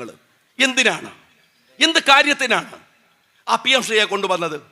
നിങ്ങൾ പറഞ്ഞത് 1800 കോടിക്കാണ് അല്ലേ? 1.5 ലക്ഷം കോടിയുടെ വാർഷിക ബജറ്റ് ഉണ്ടാക്കുന്ന കേരളം 1800 കോടിക്ക് ഈ നാടിൻ്റെ സ്റ്റേറ്റിൻ്റെ അന്തസ്സിനെ BJPയുടെ മുമ്പിൽ പണയം വെച്ചു. സഖാവേ, നിനക്ക് ഓർമ്മിക്കാവുന്ന സമ്മോഹനമായ ചരിത്രമുണ്ട്. എന്തെന്നറിയോ? ലീഗും CPM ഒക്കെ ഇപ്പോൾ ഏകദേശം ഒരേ ബലമാണ്. നിങ്ങൾക്കുള്ള MP മാർ, ഞങ്ങൾക്കുള്ള MP മാരൊക്കെ കടക്കാൻ നമുക്ക് 1-2 സ്റ്റേറ്റിലൊക്കെ അത്യാവശ്യം ശക്തിയുള്ളൂ. നമ്മൾ ചെറിയ പാർട്ടിയാണ്, നിങ്ങൾ നമ്മളൊക്കെ കടക്കാൻ. പക്ഷെ ഞാനൊരു കാര്യം നിങ്ങളോട് പറയാം. നിങ്ങൾ കാണിച്ച ഒരു അന്തസ് ഉണ്ടായിരുന്നു. ഒരു പ്രത്യേക ഘട്ടത്തിൽ ഇന്ത്യയുടെ പ്രധാനമന്ത്രി പദം CPM-ന് ലഭ്യമായി. അന്ന് ജ്യോതി ബസുവിനെ പ്രധാനമന്ത്രിയാക്കാമെന്ന് സമ്മതിച്ചു. ആ സമയത്ത് ആ ജ്യോതി ബസുവിനെ പ്രധാനമന്ത്രിയാക്കാമെന്ന് തീരുമാനിച്ച സമയത്ത് CPM-ന്റെ പൊളിറ്റ് ബ്യൂറോ കൂടിയിട്ട് തീരുമാനിച്ചു, ഇല്ല, ഞങ്ങളില്ല, ബൂർഷ്വാ സമീപനങ്ങൾ സ്വീകരിക്കേണ്ടി വരും. പ്രധാനമന്ത്രി പദം പുല്ലുപോലെ വലിച്ചെറിഞ്ഞു. എന്തിന്? ബൂർഷ്വാ നിലപാടുകൾ സ്വീകരിക്കേണ്ടതിൻ്റെ പേരിൽ CPM. എന്നാ CPM-കാരാ, നിങ്ങൾ എന്തിനാണ് ഈ PM ശ്രീയിൽ ഒപ്പുവെച്ചതെന്നറിയോ? സത്യസന്ധമായ സ്റ്റേറ്റ്മെൻ്റ് ഇറക്കിയത് നമ്മളെ ശിവൻകുട്ടിയാണ്. ശിവൻകുട്ടി പറഞ്ഞു, അതെന്താന്ന് വെച്ചാൽ ഞങ്ങൾ PM ശ്രീയിൽ ഒപ്പുവെച്ചത് മക്കൾക്ക് വേണ്ടിയാണ്. സത്യമാണ്. അപ്പോൾ നമ്മൾ വിചാരിക്കും നമ്മളെ മക്കൾക്കൊക്കെ വേണ്ടിയിട്ടാണ്. അല്ലല്ല, പിണറായി വിജയൻ്റെ 2 മക്കൾക്ക് വേണ്ടിയിട്ടാണ്, ഓരെ രക്ഷിക്കാൻ വേണ്ടിയിട്ടാണ്, അവരുടെ ED കേസിൽ നിന്നും മറ്റും രക്ഷപ്പെടുത്താൻ വേണ്ടി മാത്രമാണ്. സഖാക്കൾ ആലോചിച്ച് നോക്ക്, രാജ്യത്തിലെ സകല കുറ്റവാളികളും ക്രിമിനൽ കേസ് പ്രതികളും എന്തുകൊണ്ടാണ് മുഖ്യമന്ത്രിയുടെ ബന്ധുക്കളാവുന്നത്? മുഖ്യമന്ത്രിയുടെ ഇടവും വലവും നിന്ന ശിവശങ്കരൻ ഇപ്പോഴെവിടെയാണ്? ജയിലിൽ പോയില്ലേ? മുഖ്യമന്ത്രിയുടെ ഇടവും വലവും നിന്ന വാസു ശബരിമലയിൽ സ്വർണം കട്ടില്ലേ? മുഖ്യമന്ത്രിയുടെ ഇടവും വലവും നിന്ന പത്മകുമാർ XMLA സ്വർണ്ണക്കേസിൽ പ്രതിയല്ലേ? മുഖ്യമന്ത്രിയുടെ ഇടവും വലവും നിൽക്കുന്ന കടകംപള്ളി സുരേന്ദ്രൻ സ്വർണ്ണക്കേസിൽ കക്ഷിയാവുമല്ലേ പറയുന്നത്? നമ്മളെ ഉളുപ്പില്ലാത്ത ആരോഗ്യമന്ത്രി നിയമസഭയിൽ ഞാൻ ഇരിക്കുമ്പോഴാണ് പ്രസംഗിച്ചത്, സാർ ഇത് കുലുങ്ങില്ല, ഈ കപ്പലിനൊരു കപ്പിത്താനുണ്ട്. സത്യമാണ്. സകലമാന കള്ളന്മാരും കയറിയ ഈ കപ്പലിന് ഈ കാട്ടുകള്ളൻ തന്നെയാണ് കപ്പിത്താൻ ആവേണ്ടത് എന്ന് ഞങ്ങൾക്ക് നന്നായിട്ട് അറിയാം. കാട്ടുകള്ളൻ തന്നെയാണ്. ഞാൻ വിനീതമായിട്ട് നിങ്ങളോട് ചോദിക്കട്ടെ, ഒരു രാഷ്ട്രീയ പാർട്ടി എന്നുള്ള നിലക്ക് നമ്മൾ തമ്മിൽ തർക്കവും നമ്മൾ തമ്മിൽ അഭിപ്രായ വ്യത്യാസങ്ങളൊക്കെ ഉണ്ടാവാൻ സഖാക്കളെ, അത് അതിൻ്റെ രീതിയില്ലേ? നിങ്ങൾ ആലോചിച്ച് നോക്കേണ്ടത്. ഇപ്പം ഈ അടുത്ത എല്ലാ കേസ് പോലെയാണോ ഇത്? ഇപ്പോൾ എൻ്റെ മുമ്പിൽ വന്നിരിക്കുന്ന അമ്മ ഉണ്ട്, എൻ്റെ കൂടെ വന്നിരിക്കുന്ന എൻ്റെ ഡ്രൈവർ, എൻ്റെ കൂടെയുള്ള ഗൺമാൻ, 2 പേരും സ്വാമിമാരാണ്. ഞാൻ അവരനുഭവിക്കുന്ന ബുദ്ധിമുട്ട് എനിക്കറിയാം. ഈ സമയത്ത് ഇത് മണ്ഡലകാലമാണ്. സ്വാമിമാരുടെ ഒരു അവിടെ പമ്പയിൽ ചെല്ലുന്ന, ഇവിടുന്ന് അവിടുന്ന് പുറപ്പെടുന്ന മുതൽ ശബരിമലയിൽ ഈ കേസ് നിങ്ങൾ നിസ്സാരമായിട്ട് കണ്ടുകൂടാ. അത് KM ഷാജിക്ക് പ്രസംഗിക്കാനുള്ള ഒരു മാറ്ററിൻ്റെ പ്രശ്നമല്ല. നിങ്ങൾ കളിച്ച കളിയൊക്കെ വേറെയാണ്.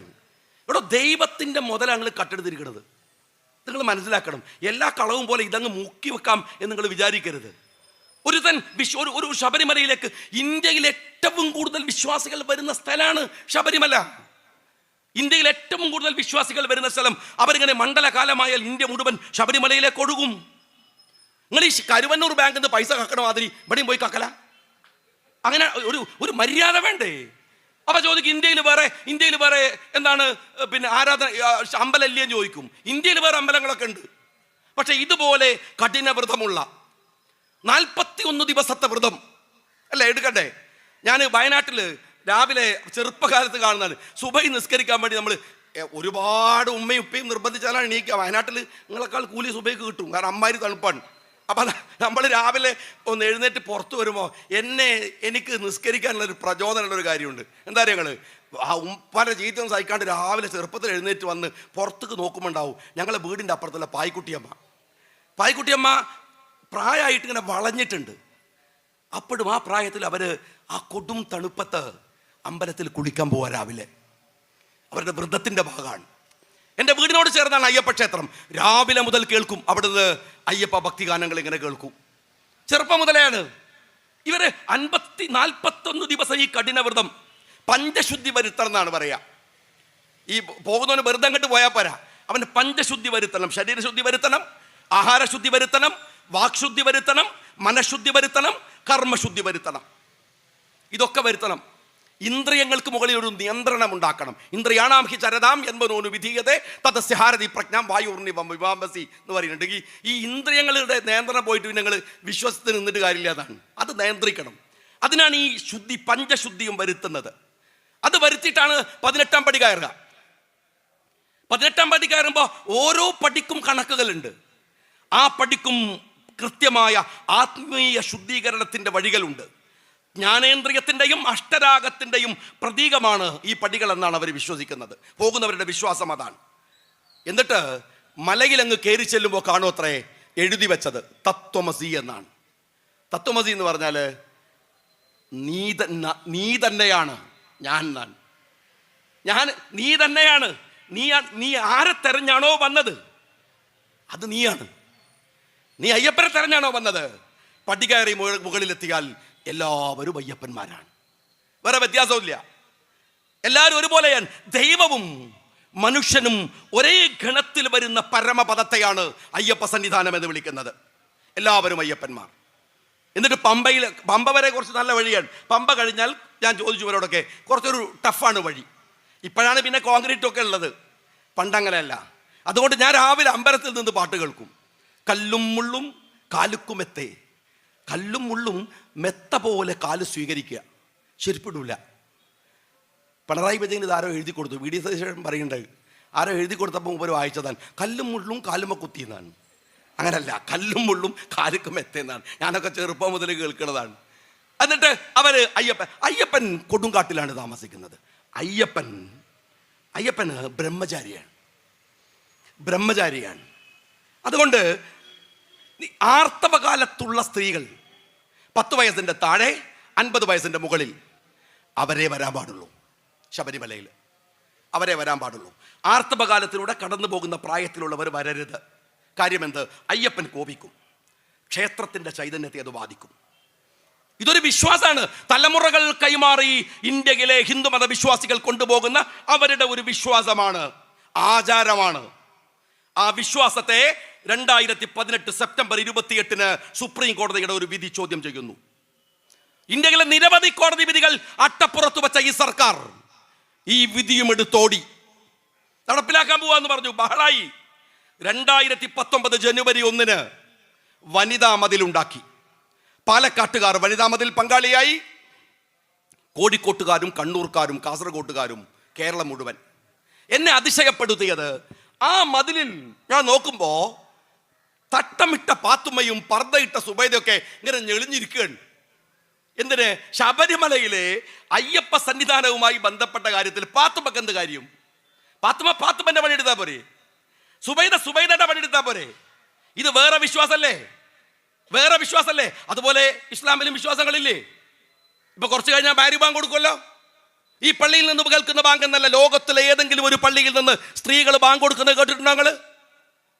എന്താ കേൾക്കാത്തത്? സ്ത്രീകൾ ബാങ്ക് കൊടുത്താൽ കേൾക്കൂലേ? എന്താ കേൾക്കാത്തത്? കൊടുക്കാത്തതുകൊണ്ടാണ്. എന്താ കൊടുക്കാത്തത്? പറ്റാത്തതുകൊണ്ടാണ്. എന്താണത്? അത് മുസ്ലിങ്ങളുടെ വിശ്വാസമാണ്. ആർത്തവകാലത്ത് ഏതെങ്കിലും മുസ്ലിം സ്ത്രീ ഖുർആൻ ഓതുവോ? നോമ്പെടുക്കോ? ഹജ്ജിന് പോവോ? എന്താണ് നോമ്പെടുക്കോ? അതല്ലെങ്കിൽ അവര് നിസ്കരിക്കോ? ഇല്ലല്ലോ.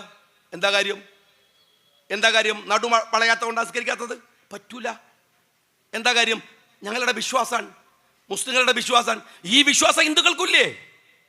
ഇവിടുത്തെ ഈ കമ്മ്യൂണിസ്റ്റുകാരൻ നാട് പഴപ്പിക്കാൻ വേണ്ടിയിട്ട് നിങ്ങളെയൊക്കെ ഈ സമരത്തിൽ കൊണ്ടുപോകുമ്പോൾ മാറി നിൽക്കാനുള്ള ബുദ്ധി ഈ കുബുദ്ധികളായ കമ്മ്യൂണിസ്റ്റുകൾക്കല്ല, പോയി പെടുന്ന മുസ്ലിങ്ങൾക്കാണ് വേണ്ടത്. തമ്മിൽ തല്ലിക്കുകയാണ്. ഈ സോഷ്യൽ ഫാബ്രിക്കിനെ അപകടപ്പെടുത്തുകയാണ്. എന്തിന്റെ പേരിൽ? ശബരിമലയുടെ പേരിൽ. അറിയോങ്ങള് എത്ര പേരെ 2019 ജനുവരി 1 കഴിഞ്ഞപ്പോ തൊട്ടടുത്ത ദിവസം ശബരിമലയിൽ നിങ്ങൾ സ്ത്രീകളെ കൊണ്ടുപോയി പോലീസിന്റെ സംരക്ഷണത്തിൽ കയറ്റി? അറിയോങ്ങള് 1 വർഷം വിശ്വാസികൾ സമരമുഖത്തുണ്ടായിരുന്നു. 27,000 ക്രിമിനൽ കേസുകൾ നിങ്ങൾ ഈ വിശ്വാസികളെ പ്രതികളാക്കി. എന്തിന്? നാമം ജപിച്ചതിന്, ശരണം വിളിച്ചതിന് അല്ലേ? ഭക്തന്മാർ പരിപാവനമായി കരുതുന്ന അവരുടെ ഇരുമുടിക്കെട്ടുണ്ട്, അത് റോട്ടിൽ വീണ് ചെതറി. ഈ പിണറായി വിജയന്റെ കാലത്ത് സഖാക്കൾ മനസ്സിൽ വെച്ചോ, അന്ന് തുടങ്ങിയ ശാപാണിത്. പിണറായി വിജയന്റെ മക്കളെ കേസൊക്കെ എത്ര രഹസ്യങ്ങൾ വെച്ചതാണ് പുറത്തായി. ആ ഡിപ്ലോമാറ്റിക് ചാനൽ വഴി എത്ര മനോഹരമായിട്ട് സ്വർണം കടത്തിയതാണ്, പുറത്തായി. മനസ്സിലായില്ല നിങ്ങൾ? അവസാനം ശബരിമലയിലെ സ്വർണ്ണ കേസും പുറത്തായി. ഓരോ കേസുകൾ ഓരോന്നോരോന്നായി പുറത്തേക്ക് വന്നു. ഇതെന്തുകൊണ്ട്? ഇത് ശാപമാണ്. ഭക്തരുടെ എന്നിട്ട് അവസാനം നിങ്ങൾ മനസ്സിലാക്കണം, ശബരിമലയിൽ ഭക്തരുടെ ചെലവില് പമ്പയിൽ നിങ്ങളുടെ പാപമോചനം നടത്താൻ വേണ്ടിയിട്ട് അയ്യപ്പ സംഗമം നടത്തി. പമ്പയില് വിശ്വാസികൾ പോയിരിക്കേണ്ട ശബരിമലയിലെ പമ്പയില് വ്യവസായികളെ കൊണ്ടുപോയി നിങ്ങൾ കുടിയിരുത്തി. ഞാൻ ഒരു കാര്യം CPM-കാരോട് പറയട്ടെ, ഇത് ഈ കളി തീക്കളിയാണ്. ആ തീക്കളിയിലാണ് നിങ്ങളുള്ളത്. ഇത് സൂക്ഷിക്കണം. ഒരൊറ്റ കാര്യങ്ങൾ മനസ്സിലാക്കണം, വിശ്വാസവും മതവും തമ്മിൽ വ്യത്യാസമുണ്ട്. വിശ്വാസവും മതവും വേറെ വേറെയാണ്. ഇപ്പൊ ലീഗിലുള്ള മുസ്ലിം ലീഗ് എന്നൊക്കെ പറയണില്ലേ? ഇപ്പൊ ഞാനാവട്ടെ, മുസ്ലിം ലീഗുകാരാവട്ടെ, അല്ലെങ്കിൽ മുസ്ലിങ്ങളാവട്ടെ, പേര് കൊണ്ടവൻ മുസ്ലിമാണ്, വിശ്വാസിയാണോ? ആയിക്കൊള്ളുന്നില്ല. അവന് പേരുകൊണ്ട് മുസ്ലിം ആയനൊക്കെ സ്വർഗത്തിൽ പോവോ? അങ്ങനെ മുസ്ലിങ്ങൾ വിശ്വസിക്കണില്ല. ഹിന്ദു, അവൻ ഹിന്ദുവാണ്, ഒരു കാനേഷുമാരി കണക്കെടുത്താൽ വിശ്വാസിയാണോ? വിശ്വാസം വേറെയാണ്. കാനേഷുമാരി ജാതി വേറെയുമാണ്. നിങ്ങൾ ഇയാളെ പിടിച്ചിട്ട് ദേവസ്വം ബോർഡിന്റെ ചെയർമാനാക്കുക, മന്ത്രിയാക്കുക, വാസവനെ മന്ത്രിയാക്കും. എന്താ കാരണം? അയാൾ ഹിന്ദുവാണ്, പക്ഷെ വിശ്വാസിയല്ല. അതുകൊണ്ട് അയാൾ ശബരിമലയിലെ സ്വർണ്ണം അടിച്ചു മാറ്റുമ്പോൾ കരുവന്നൂർ ബാങ്കിൽ നിന്ന് പൈസ അടിച്ചു മാറ്റുന്ന അതേ ലാഘവമാണ്, ഒരേ കൂളായിട്ട്. അവർക്ക് വിശ്വാസമില്ല. എന്നങ്ങൾ മുസ്ലിം ആവണ്ട, ഹിന്ദു ആവണ്ട, വേറൊരു മതത്തിലെ വിശ്വാസിനെ പോലും വെച്ചാൽ ദൈവത്തിന്റെ തൊടൂല, പേടിയാണ്. കാരണം അവൻ്റെ വിശ്വാസിയാണ്. നിങ്ങൾ ഈ കമ്മ്യൂണിസ്റ്റുകളെ സൂക്ഷിക്കണം സ്നേഹമുള്ളവരെ. ഇവര് നിങ്ങൾക്കെതിരെയുള്ള അപകടകരമായ രീതിയാണ് പരീക്ഷിക്കുന്നത്. സഖാവ് പിണറായി വിജയൻ കളിക്കുന്ന ഏറ്റവും മോശപ്പെട്ട, കേരള ചരിത്രത്തിൽ തുല്യതയില്ലാത്ത ഈ കളിക്കെതിരെയാണ്. ഇത് ഞാൻ ആദ്യമേ പറഞ്ഞു തുടങ്ങി നിങ്ങളോട്. കാരണം ഇത് നമ്മുടെ സമരമാണ്, നാം നയിക്കുന്ന സമരമാണ്. ജയിക്കുന്നതാര് തോൽക്കുന്നതാര് എന്നതല്ല. പക്ഷെ തോൽക്കേണ്ടത് അധാർമികതയാണ്, കള്ളക്കൂട്ടുകച്ചവടമാണ്. എല്ലാവരും എന്തൊരു സങ്കടമാണ്. ഇതുപോലൊരു കാലുണ്ടായി എല്ലാവരും നിന്ന് കക്കുകയാണ്. പിണറായി വിജയന് വേറെ ബൈക്ക് രാവിലെ മുതൽ തുടങ്ങിയ അടിച്ചു മാറ്റലാണ്. മോൻ്റെ പേരിൽ ഇ ഡി നോട്ടീസ്, മോളെ പേരിൽ ഇ ഡി നോട്ടീസ്. അതും വരുന്നത് ഇവരുടെ തറവാട്ടിൽ ആണെ തിരക്കടില്ല, ക്ലിഫ് ഹൗസിൽ മോൻ്റെ പേരിൽ ഇ ഡി നോട്ടീസ് വന്നപ്പോൾ ഞാൻ പറഞ്ഞു, തമിഴ്നാട്ടിൽ തൊട്ടടുത്ത് പോയ തമിഴ്നാട്ടിൽ തസ്കര ഗ്രാമം എന്നൊക്കെ കേട്ടിട്ടുണ്ട്. എന്നാൽ ഒരു തസ്കര ഫാമിലി നമ്മൾ ആദ്യമായിട്ട് കേൾക്കുന്നത് ഈ പിണറായി വിജയൻ്റെ ഫാമിലിയാണ്. എല്ലാവരും ഒരുമിച്ച് കേൾക്കുക. സഖാക്കളെ, ഈ പിണറായി വിജയനും വലിയ വിശേഷണങ്ങളുണ്ട്. അതിലേറ്റവും പ്രധാനപ്പെട്ട ഒന്ന്, ഇന്ത്യയിലെ ഏക കമ്മ്യൂണിസ്റ്റ് മുഖ്യമന്ത്രി അത് പിണറായി വിജയനാണ്. കുറച്ചു കാലം കഴിഞ്ഞാൽ ഇന്ത്യയിലെ അവസാനത്തെ കമ്മ്യൂണിസ്റ്റ് മുഖ്യമന്ത്രിയും പിണറായി വിജയൻ നിങ്ങൾ പറയേണ്ടി വരും. മൂന്നാമത്തെ വിശേഷണം എന്താ അറിയങ്ങൾ? 12 മുഖ്യമന്ത്രിമാരിൽ മകനും മകൾക്കും സ്നേഹപൂർവ്വം അച്ഛനും ഒരുപോലെ ഇ ഡി നോട്ടീസ് കിട്ടിയിട്ടുള്ള ഏക മുഖ്യമന്ത്രിയും സഖാവ് പിണറായി വിജയനാണ്. ഈ തസ്കര സംഘത്തെ കേരളത്തിൽ നിന്ന് തുരത്തി ഓടിക്കേണ്ടതിൻ്റെ രാഷ്ട്രീയം, ആ രാഷ്ട്രീയത്തെയാണ് UDF ഈ തെരഞ്ഞെടുപ്പിൽ പ്രതിനിധാനം ചെയ്യാൻ ജനങ്ങളോട് പറയുന്നത്. നിങ്ങളെല്ലാവരും UDFിൻ്റെ തെരഞ്ഞെടുത്ത ചിഹ്നങ്ങളിൽ കൈപ്പത്തിയുണ്ട്, കോണിയുണ്ട്, UDF സ്ഥാനാർത്ഥികൾക്ക് കൊടയുമുണ്ട്. ഈ സ്ഥാനാർത്ഥികളെ മുഴുവൻ, അത് ജില്ലാ പഞ്ചായത്തിലെ ബ്ലോക്കിലെ ഒക്കെ സ്ഥാനാർത്ഥികളെ വലിയ വോട്ടിന് നിങ്ങൾ ജയിപ്പിക്കേണ്ടത് നിങ്ങളുടെ കൂടെ ഉത്തരവാദിത്തമാണെന്ന് ഓർമ്മപ്പെടുത്തിക്കൊണ്ട് അഭിവാദ്യങ്ങൾ നേർന്നുകൊണ്ട് ഞാൻ എൻ്റെ വാക്കുകൾക്ക് വിരാമം കുറിക്കുന്നു. ജയ് ഹിന്ദ്.